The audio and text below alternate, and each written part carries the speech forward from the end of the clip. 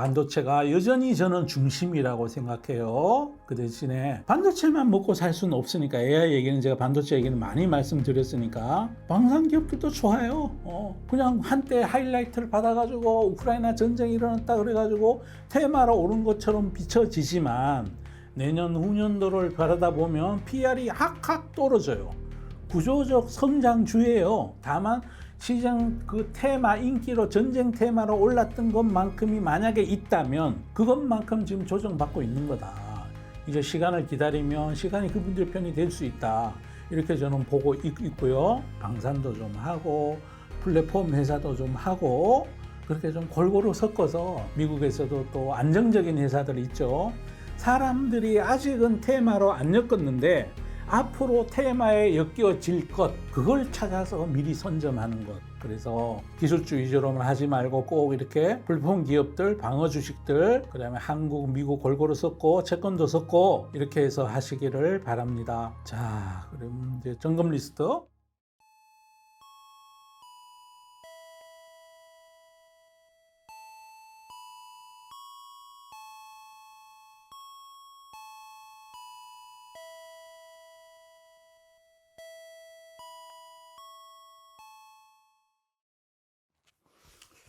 네, 그분들 이제 2025년이 정말 얼마 안 남았습니다. 이제 2주일도 안 남았습니다. 이제 한 해가 다 지나가는데요. 원래 우리 그분들 성적은 어땠는지 모르겠습니다. 그 모든 성적은 올해 초에 포지셔닝 했던 포트폴리오에 따라 성적이 많이 달라졌을 거라고 생각하고요. 제 공부 기업들은 올해 연초 대비 다들 많이 올랐습니다. 많이 거의 대부분 다 올랐고요. 원래 물론 이제 한국도 시장이 좋았고 미국도 이제 한국만큼은 아니지만 미국 시장 꾸준하게 성적이 올랐습니다. 여름 대비해서 가을 대비해서 어떠냐 그게 중요한 게 아니라 사실은 연초에 포트폴리오가 매우 중요한데 그 이유는 여러 가지가 있어요. 첫 번째는요. 달력 한 장을 뜯어내고 나면 기업들의 밸류에이션 하는 그 연도가 달라지죠. 그래서 성장하고 있는 기업들은 이제 우리 금융들 화면에 노상 보는 PER 뭐 이런 거 나오잖아요.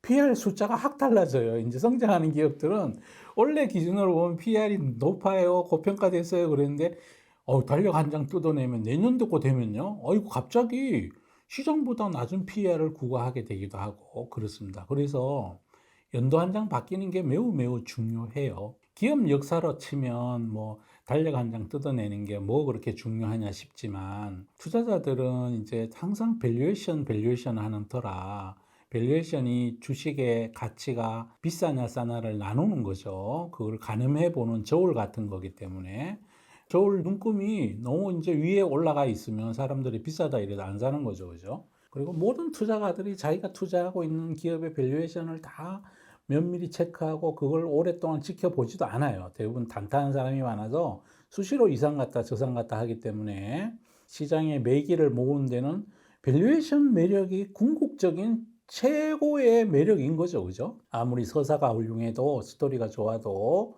돈을 못 벌면 밸류에이션이 높아지게 되고 그러면 주가는 언젠가는 또 반드시 폭락하게 되어 있는 게 이 시장입니다. 그래서 연초에 포트폴리오가 매우 중요하죠.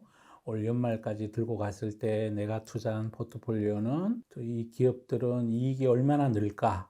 그래서 이거를 얼마의 비중으로 얼마 담고 갈까? 이거 매우 중요하죠. 그래서 오늘 그런 얘기를 좀 개괄적으로 말씀을 좀 드리고자 해요. 첫 번째는요. 국가별 자산 배분하셔야 돼요. 국가를 나누고 또 역할을 나누고 국가도 나누는데 포트폴리오 내에 너무 경기 민감제 혹은 또 너무 기술주 일변도로 아니면 반도체는 좋으니까 반도체만 몽땅 다 들고 있고 그거 안 좋아요.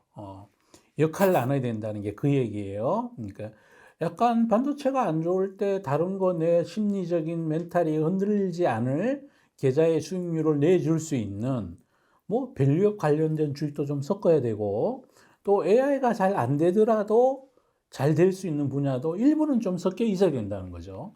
물론 AI가 좋지만 1년 내내 오르지 않잖아요. 그죠? AI가 조정을 받을 때 다른 것들이 조금 방어 역할을 해줄 수 있는 것도 포함시켜 놓고 그렇게 하면서 또 리스크 관리도 좀 하고, 특히 젊은 분들은 주식만 몽땅 제발 들고 있지 말고 채권도 꼭 좀 편입해서 마음의 평화를 가지시기를.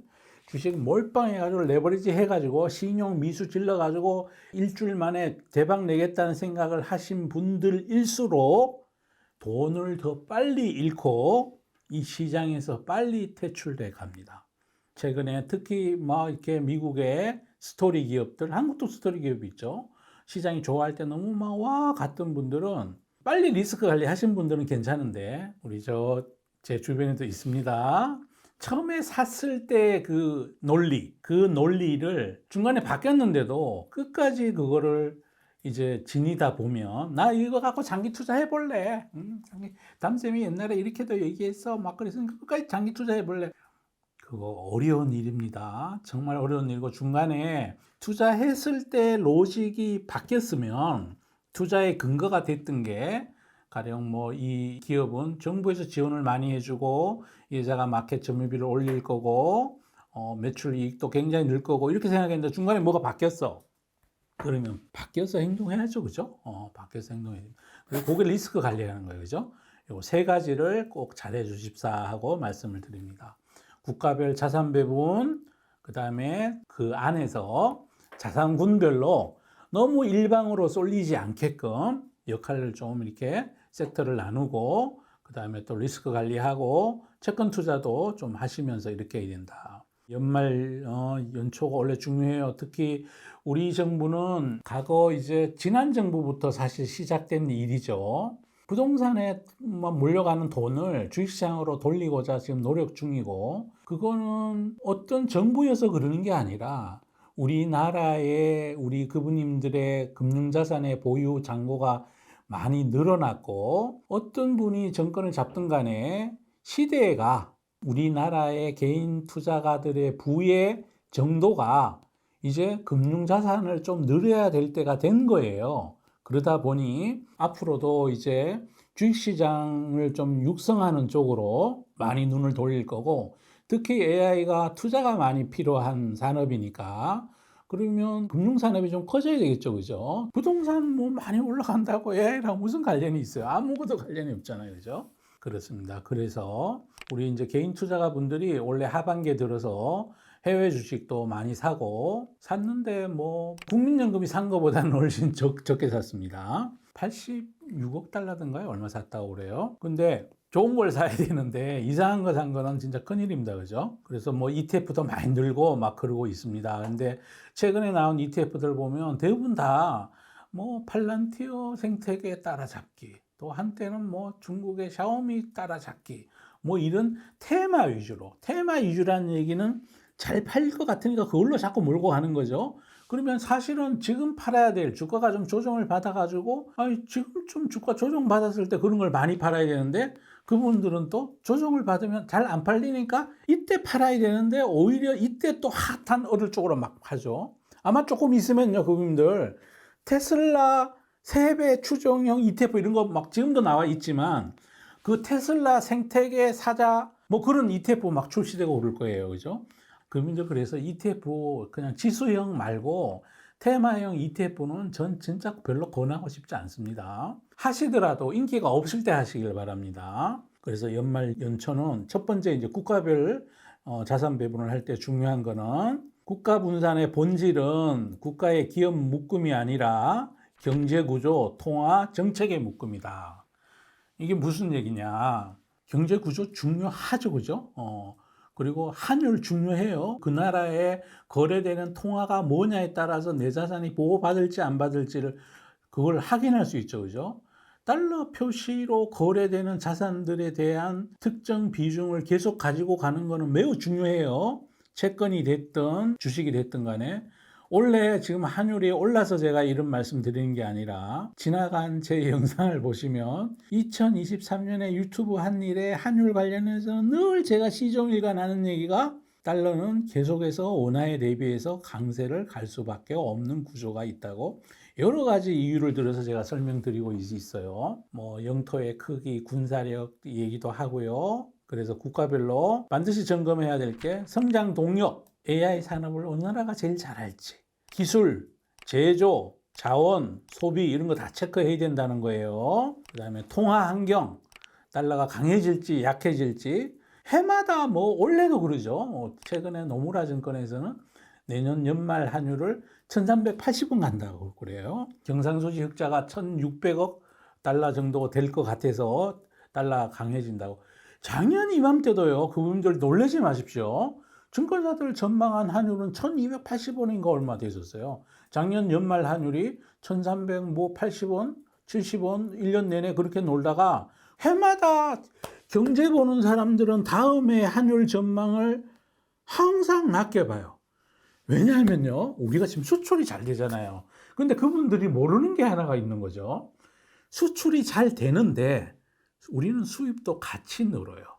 우리나라에서 자원이 생산돼서 그 자원을 이용해서 수출하면 수출 잘 되는 만큼이 고스란히 외화가 우리나라에 들어오지만 수입도 함께 늘어나는 구조를 우리는 또 가지고 있어요. 거기에 더해서 자본 수지는 계속 해외로 나가고 있는 중이에요. 그건 또 해외로 나가는 게 바람직해요. 일본이 1인당 대외 순자산을 가지고 있는 게 우리보다가 3배나 많아요. 그럼 우리는 아직도 앞으로도 대외 자산을 더 많이 취득해야 돼요. 그게 또 우리 국민들의 앞날을 위해서는 저는 바람직하다고 생각해요. 만약에 원화만 몽땅 100% 원화만 들고 있다가 한국 경제가 지금 거의 반도체 위주로 성장하고 있는데 한국 경제가 진짜 엉망이 됐다. 그래가지고 우리나라가 구조적으로 나빠지기 시작하는 구간에 만에 하나 진입했다. 그러면 우리나라가 수입할 때 우리 그때를 대비해서 해외에 투자했던 대외 자산들로 우리가 충당할 수 있는 거잖아요. 일본이 잃어버린 30년 동안 대외 자산을 그렇게 많이 누려왔던 거죠. 그러니 다시 일어설 수 있는 이유가 됐기도 했던 거고요. 해외로 자산 배분하는 거에 대해서 그걸 너무 이게 나쁘다고 표현하는 것은 아이고 나라가 어떻게 되든지 말든지 너는 그냥 개인의 삶보다가 국가의 운명이 더 중요하니까 그건 잘못된 거죠, 그죠?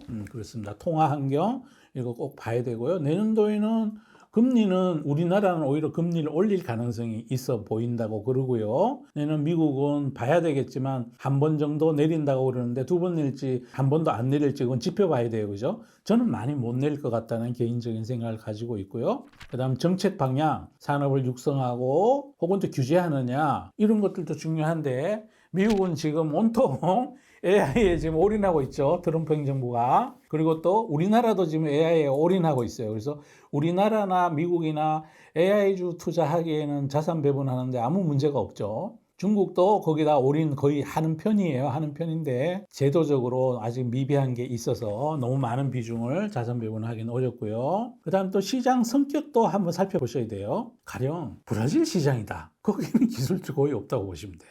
거기는 자원 시장이죠, 그죠? 인도네시아 증시다. 거기도 자원 위주의 시장이고, 뭐 사우디아라비아 시장이다. 그럼 거기는 석유 에너지 관련된 거 잔뜩 있을 거고, 남반구에 있는 주식 시장들은 대부분 자원 1차 산업 위주의 그런 증시 시총을 보이고 있고, 이제 우리랑 기술주도 있고 산업재도 있고 골고루 섞여 있는 한국이 진짜 모범적인 국가이고.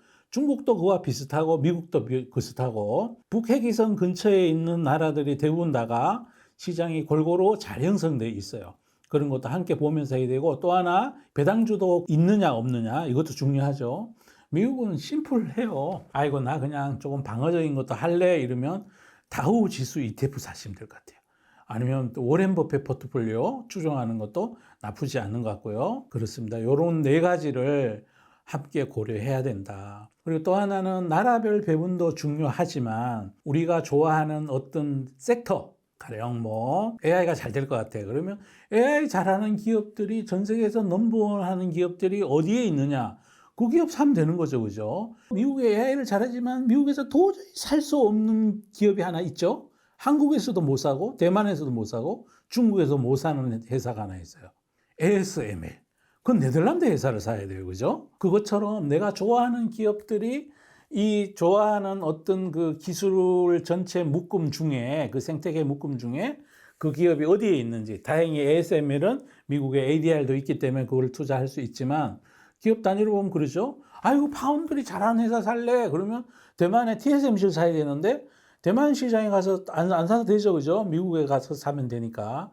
그런 것도 고려를 해서 사야 된다. 자산 배분을 할 때 저는 그분들께 기술 생태계에서 넘버원 하는 회사, 돈 많고 지금까지 마켓 점유율 빵빵하고 이런 회사 사는 게 느리지만 가장 빠른 방법이라 생각해요. 삼성전자도 그랬지만 TSMC도 지금 작년 초보다 주가가 2.78배 정도 올라 있어요. 그 큰 대형주가. 그분들 그 사이에 그분들 좋아하는 작은 애기 기업이 2배, 3배 오른 기업이 있나요? 그죠? 없어요. 그럼 그분들 이러실 거예요. 야, 그러면 2배, 3배 올랐는데 그럼 지금부터 내리면 어떡하냐고. 그러니까 이익을 보셔야죠. 이익이 늘고 있고 앞으로도 늘면 그 기업 주가는 또 오를 거예요. 예전부터 삼성전자도 그와 똑같은 길을 걸어왔어요. 삼성전자를 지금부터 25년 전에 투자한 거랑 어떤 작은 애기 기업들 진짜 정말 시총도 얼마 안 되는 동해에서 보물선이 생겼어요 해가지고 동아건설 막 점상 가고 지금 주주가 어디 간 지가 없어요. 구간을 놓고 보면 짧은 구간에서는 그런 테마주들 이런 것들이 수익률이 하락해서 그쪽으로 옮겨 다닐지 모르지만 그거 폐가 망신하는 지름길입니다. 저는 그렇게 말씀드리고요. 그리고 배당하고 방어적인 것도 너무 많이는 할 필요가 없겠죠. 그죠? 그 대신에 뭐 연세가 많이 드신 분들 나 이제 주식에서 많이 버는 것보다 배당만 받아도 돼 그러면 굳이 미국 안 가더라도 그분들 그거 알고 계신지 모르겠어요. 미국의 배당주 수익률보다요. 한국의 배당주들의 수익률이 더 좋아요. 배당률이. 정말로 그렇습니다. 한국의 금융주들 끝내줍니다. 지금 배당은 진짜 빵빵하게 줍니다. 보험주들 배당 많이 주고 은행주들도 배당 많이 줘요. 밸류업은 굳이 미국까지 가서 안 사도 되지 않을까 이런 생각을 하고 있습니다. 그래서 이런 생각 없이 고려 없이 그냥 미국 7, 한국 3 이거 안 맞아요. 그죠? 그리고 원래 한국 시장이 좋았잖아요. 그죠? 그럼 내년에는 또 해마다 이런 분들이 있어요. 원래는 한국이 좋아요. 원래는 미국이 좋아요. 한 해를 맞추면 자기가 다 맞춘 것처럼 얘기하지만 매년 그러다 보면요. 결국은 놓고 보면 자본시장의 육성이 잘 돼 있고 미국 시장이 글로벌 자본시장의 점유비가 60%가 넘어가죠. 시가총액이 뭐 68조 막 달러 뭐 그러고 있는 거니까 전 세계가 114조 달러 뭐 이 정도라. 그런데 그냥 미국을 장기 투자하는 사람이 지금까지는 제일 좋았어요. 국가별 자산 배분 너무 많이 하실 거 하나도 없고 그냥 오직 기준이 있다 그러면 원래 글로벌 하우스에서 주로 이제 내년도에 좋게 보는 나라가 인도예요, 인도. 왜냐하면 인도가 작년에 많이 올랐다가 원래 폭삭 주저앉았거든요. 나라의 경제는 그래도 한 4점 몇 프로 성장하는데 그냥 그렇게 보시는 게 맞는 것 같아요. 제대로 어느 정도 이제 개발된 권역에 있는 나라들, G20 안에 드는 국가들은 그 해의 성적이 별로 안 좋았으면 다음 해에 주가가 좀 오를 확률이 있다. 이런 것도 한번 팁으로 알고 계시면 좋을 것 같아요. 그 다음에요. 국내 포트폴리오 점검 포인트. 이제 우리 시장은 원래 많이 올랐어요. 원래 많이 올랐는데 일본도 한때 잃어버렸다 그러고 일본 지금 경제 성장률이 우리보다가 많이 떨어지거든요. 0.6%, 0.5%뭐 이러고 있는 중이에요. 그런데도 일본 시장이 많이 올랐잖아요. 오직 오른 거는 그놈의 밸류업 때문에 그렇습니다. 그다음 글로벌 투자자들의 투자 자산의 선호를 좀 일본 엔화에 대해서 안전자산이다. 통화의 가치에 대한 것들을 상당히 고려하면서 일본 시장에다가 이제 자산 배분을 해서 그렇죠. 그죠? 그러면 우리 시장은 어떨 것 같냐? 저는 내년에도 이어질 가능성이 있는 것 같아요. 그래서 내년에 우리 지수가 5천 가느니 그렇게 얘기하는데 그분들 오늘 주가 지수가 4,300이든가요? 4,400이든가 그러고 다 왔어요. 다 왔어요. 저는 5천 넘어갈지도 모른다고 생각해요. 제가 그렇게 생각하는 단 한 가지 근거는 정부에서 주식시장이 우호적이에요. 지금. 그리고 글로벌 자산 배분도 지금 글로벌에서 이런 얘기를 해요. AI 산업 강국인 나라들에 대한 외국 펀드들의 노출도 비중이 증가할 거다. 대표적인 나라가 한국, 일본, 미국 뭐 이런 나라들, 그다음 뭐 싱가폴, 영국, 뭐 홍콩, 중국 이렇게 얘기하거든요. 그러면 우리 시장에 외국인 수급이 기조적으로 빠져나갈 거냐? 저는 그렇게 보이지 않아요. 그래서 한국 시장도 내년에 만만치 않게 좋아진다. 거기에 더하기 우리 MZ 세대 분들이 지금 수도권까지 지금 토지 거래 허가지구를 다 만들어 가지고 돈 생기는 족족 지금 주식 사는 거 말고는 할 수 있는 게 없게 만들어가고 제도적으로 그러다 보니까 돈이 우리 주식시장의 유동성이 제법 유입되는 거죠. 어떤 시장의 PER이 20배가 적정한지 25배가 적정한지 12배가 적정한지 그거는 히스토리칼로 봤을 때는 과거 20년 평균이 10이었으니까 우리 시장도 뭐 12였다 그러면 지금 뭐 지수가 5천 정도 되면 13되니까 이제 다 왔다 그럴 수 있는데 그건 모르는 일이에요. 우리 시장의 적정 PER이 미국처럼 다시 17배 가고 그렇게 될지 누가 알아요? 몰라요. 그거는 미스터 마켓이 결정하는 거예요. 글로벌 유동성이 결정하는 거예요. 그래서 저는 한국 시장에 대해서도 나쁘다고 말씀드리기 어렵고 그 이후에 가장 큰 거는 AI 때문이다. 저는 그렇게 보고 있고요. 반도체가 여전히 저는 중심이라고 생각해요. 그 대신에 반도체만 먹고 살 수는 없으니까 AI 얘기는 제가 반도체 얘기는 많이 말씀드렸으니까 방산 기업들도 좋아요. 그냥 한때 하이라이트를 받아가지고 우크라이나 전쟁이 일어났다 그래가지고 테마로 오른 것처럼 비춰지지만 내년 후년도를 바라다 보면 PR이 확확 떨어져요. 구조적 성장주예요. 다만 시장 그 테마 인기로 전쟁 테마로 올랐던 것만큼이 만약에 있다면 그것만큼 지금 조정받고 있는 거다. 이제 시간을 기다리면 시간이 그분들 편이 될 수 있다. 이렇게 저는 보고 있고요. K방사는 사이클이 아니라 어떤 구조라고 전쟁이 끝나면 끝나는 거야. 아니요. 전 차라리 종전이 빨리 되고 나면 그때부터 방산주를 랠리할 것 같습니다. 전쟁 이후에도 수주는 계속 늘어날 거고 AI 때문에 AI 방산, 하이브리드 방산 계속 늘어나요. 미국의 팔란티어, 최근에 프랑스 정보기관하고도 새로 재계약을 하고 뭐 하이브리드 방산 개념에 속하는 거죠. 거기다 LIG 넥슨은 이번에 또 캐나다 잠수함 프로젝트에 음성 소나 공급하는 거 그것도 막 전체 산업이 60조라 그래. 그 중에 일부를 또 수주한다 그래. 앞으로도 계속 우리 방산 기업들의 이 능력은 펀더멘탈 능력, 기술 능력은 매우 높아요. 우리가요 반도체 잘해요. 머리 좋고요. 전자 뭐 이런 거 잘해요. 쇳덩어리 잘 만진다고요, 그죠? 다 잘해요. 그런데다 시장이 꾸준히 있어서 분당 국가에서 기술 개발을 오랫동안 해오던 능력이 있고. 우리 또 빨리빨리 잘하잖아요. 즉시 빨리 잘 만들고 그래요. 그래서 뭐 방산을 하던 이런 장기 산업들 그 외에도 AI 아닌 산업, 반도체 아닌 것 중에도 전 세계인이 소비하는 중독되어 있는 우리나라의 어떤 수출품들 대표적인 게 문화와 관련돼 있죠, 그죠? 아이고 뭐 라면도 지금 뭐 농심이 됐든 삼양식품이 됐든 해외 지금 많이 팔리고 있다 그러고 이게 아마 첫 출발일 수도 있고 음악도 지금 뭐 내년 되면 방탄소년단 와서 잘한다고 그러죠, 그죠? 그것도 지금 지켜봐야 됩니다, 그죠? 그래서 미국 중심으로 미국도 비중을 저는 상당 부분을 가지고 가셔야 된다. 근데 미국 비중을 전부 다 주식으로 하는 거는 안 맞다.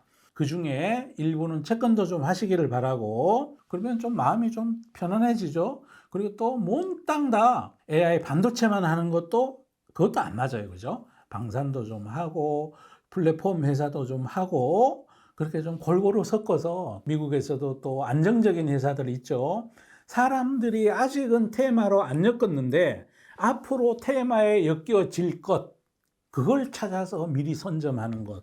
제가 공모기업 중에 그런 생각으로 집어넣은 기업이 2개가 있습니다. 사람들이 아직 그 테마의 기업으로 본격적으로 얘기하진 않는데 언젠가는 아마 그 기업의 매출 구성을 보면 그쪽으로 많이 가 있어요. 그렇게 될 거다 이렇게 생각하고 있고요. 그래서 기술주 위주로만 하지 말고 꼭 이렇게 플랫폼 기업들, 방어 주식들, 그다음에 한국, 미국 골고루 섞고 채권도 섞고 이렇게 해서 하시기를 바랍니다. 그럼 이제 점검 리스트 스스로에게 던져 보실 질문 내 포트폴리오는 국가별로 역할이 나누어져 있는가 어디가 공격이고 어디가 방어이고 축구로 치면 누가 센터포드이고 내 포트폴리오에 누가 최종 스위퍼인가 축구팀을 잘 구성하시길 바랍니다.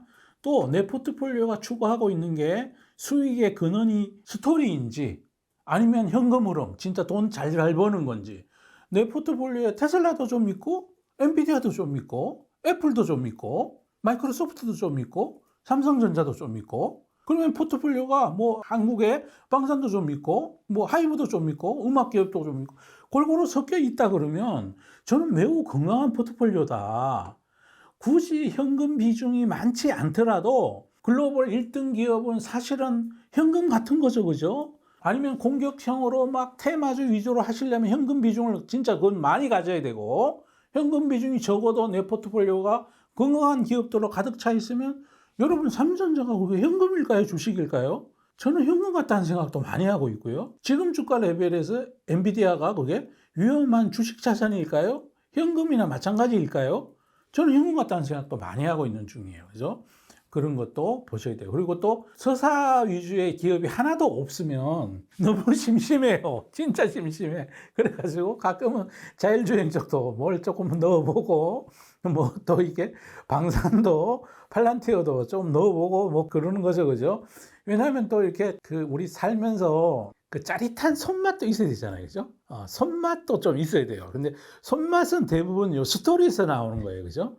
장맛이 뚝배기보다 장맛이라고 장맛이 좋은 거는 캐시프로 애플 같은 기업에서 나오는 거고 우리 뭐 금융주에서 나오는 거고 요 손맛 요 손맛 요거는 스토리 기업에서 나오죠. 그죠?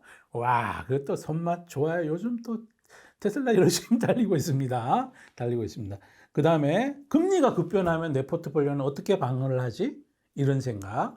예를 들어 미국의 장기물 채권을 갖고 있을 때 만약에 시장 기대랑 다르게 금리가 올라가 버리면 어떡하지? 그럴 때 내 포트폴리오는 어떻게 방어가 돼 있지? 그러면 내 기술주도 잔뜩 있는 데서 금리가 올라가게 되고 그런데 기술주 중에도 이제 막 이렇게 큰 기업이 아니야 애기 기업들 많이 있다 이러면 직격탄을 맞습니다. 그죠? 그래서 그것도 생각해 봐야 돼요. 내가 진짜 미국에 있는 양자 컴퓨터 주식 많이 들고 있고 그런 가운데 금리가 막 올라가기 시작한다 그러면 뒤도 안 들어보고 들고 패야 되는 거죠. 그죠? 지금 예를 들어 미국의 스토리 기업들이 조정받는 배경에는 내년도에 금리가 생각보다 덜 내릴 거라는 그런 기대감도 함께 있다는 거 함께 봐야 돼요. 우리 그분들은 주식만 보지만 글로벌에 돈을 움직이고 주가를 결정짓는 기관 투자가들은 금융 환경, 금리, 채권하고 같이 연계해서 많이 생각을 하거든요. 그분들이 또 주가를 들었다 놨다 하니까요. 그죠? 그 메커니즘은 그분들이 꼭 알고 계셔야 돼요. 또 한 섹터가 마이너스 20% 만약에 나면 전체 내 계좌 수익률은 몇 퍼센트 줄어들까? 이런 것도 자기 포트폴리오를 가지고 설계해 보셨으면 좋겠어요. 또 주가의 위치도 한번 체크해 보시고 이거 외에도 내가 너무 좋다는 거 위주로 왕창 있는 거 아닌가. 얼마 전에 봤더니요 언론에 이렇게 나왔어요.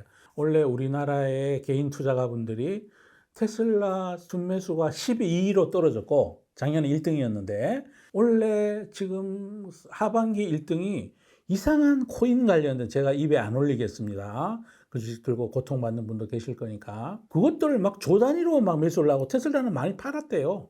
근데 지금 테슬라가 신고가를 가고 있고 많이 샀다는 그 기업들은 고점 대비해서 반토막이 거의 다 나 있어요, 지금.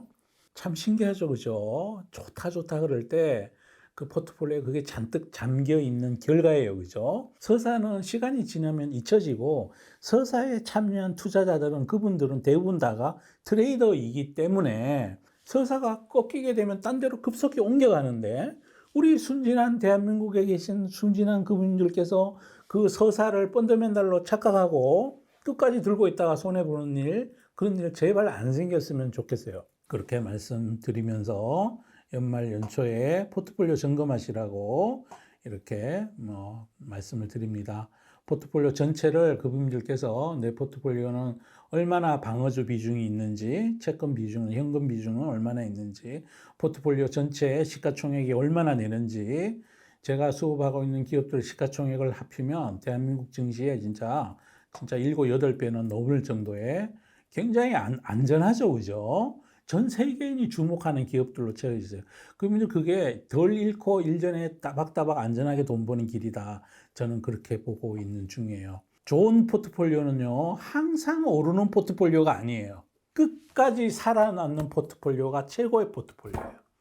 국가별로 자산 배분하시고, 공격, 수비, 정확히 구분해서 적정 비중을 나누시고, 리스크를 관리하신 채로 시간을 흘러가면서 세상의 변화를 추적해 가고 잡초 뽑아내시면서 그렇게 안전하게 시간의 기대에 투자하시면 수익률은 반드시 따라온다. 너무 일희일비 안 하셔도 된다. 이렇게 말씀드리면서 이번 시간 강의를 마치도록 하겠습니다. 길게 보면 참 쉬운데 매일매일 쳐다보면 참 어려운 게 이 주식입니다. 과거의 궤적을 놓고 이렇게 설명하는 건 너무너무 쉬운데 오늘 이유가 어려운 게 이 주식입니다. 그래서 그분들께서 투자를 제발 좀 어렵다고 생각하시고 공부하시고 점검하시고 그러시기를 바랍니다. 마치도록 하겠습니다. 감사합니다.